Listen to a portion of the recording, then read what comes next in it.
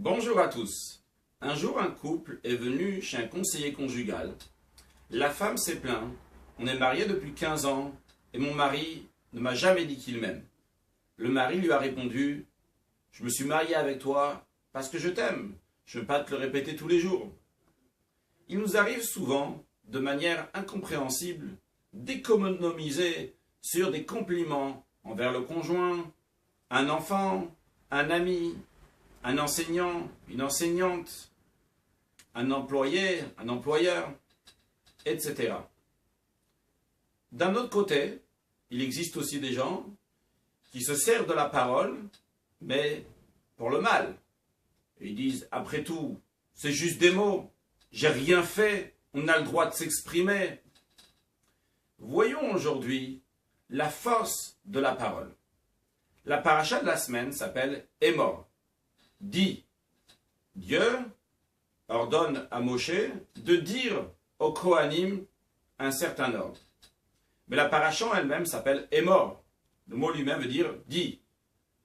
En autre mot, la Torah nous dit, dis quelque chose. De quoi il s'agit? Qu'est-ce qu'il faut dire?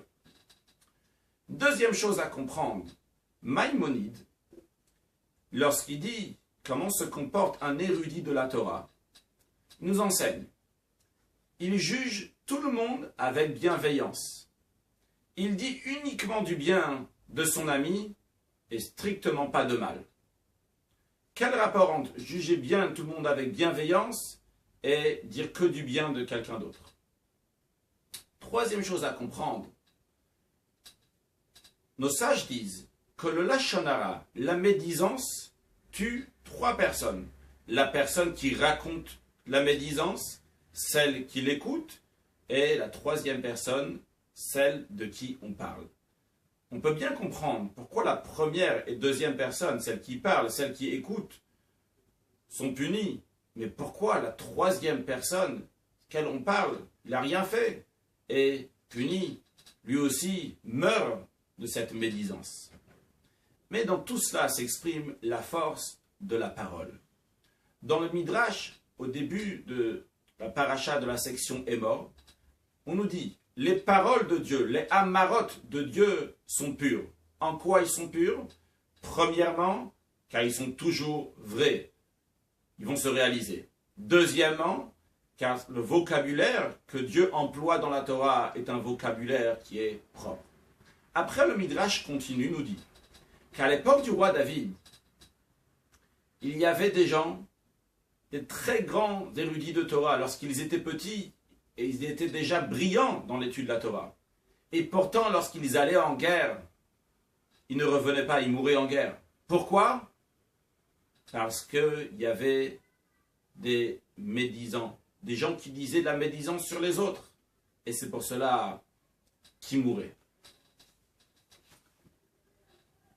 La force de la parole, donc le Midrash nous dit qu'il faut être comme Dieu dans la parole, une parole qui est bonne, qui est pure, et de même ne pas dire des mauvaises paroles, dire lashon hara, de la médisance.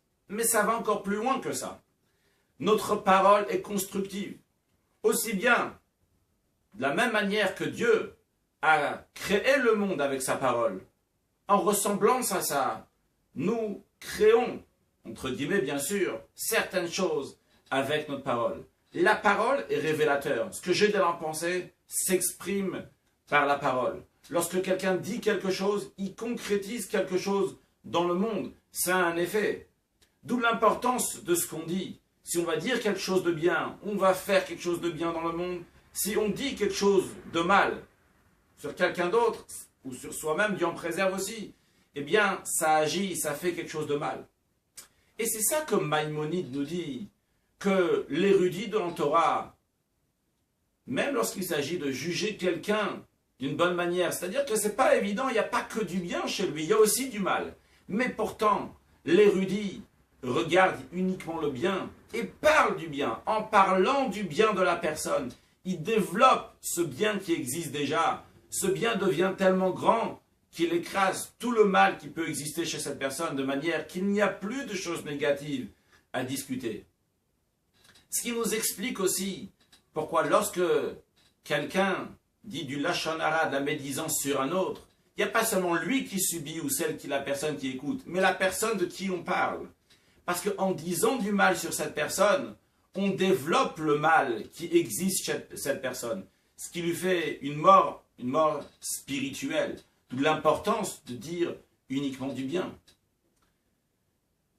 Dans la synagogue du Baal Shem Tov, dans la ville de Mejiboz, il y avait 2 juifs qui malheureusement se sont disputés. Et un d'eux a dit à l'autre, « Je te déchirerai en morceaux comme un poisson. » Lorsque le Baal Shem Tov, fondateur de la Chassidoute, a entendu cela, il a dit à ses élèves de s'asseoir et que chacun donne la main à l'autre.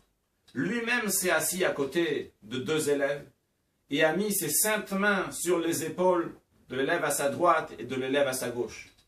Il leur a dit de fermer les yeux. Et soudainement, tous les élèves ont crié de terreur. Ils ont vu comment l'un était en train de déchirer l'autre en morceaux comme un poisson. On le voit de cela, que tout potentiel a un effet.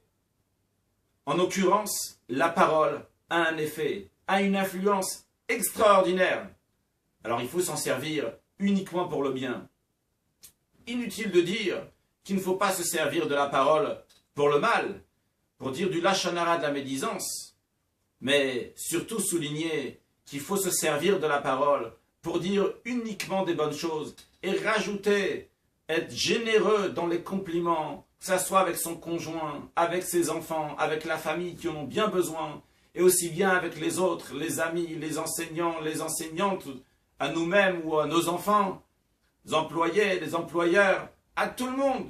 C'est gratuit, il faut juste ouvrir la bouche, partager cette générosité. Et même si quelqu'un, il n'est pas tellement bien, je dirais, qu'est-ce que je vais dire? Il y a tellement de mal.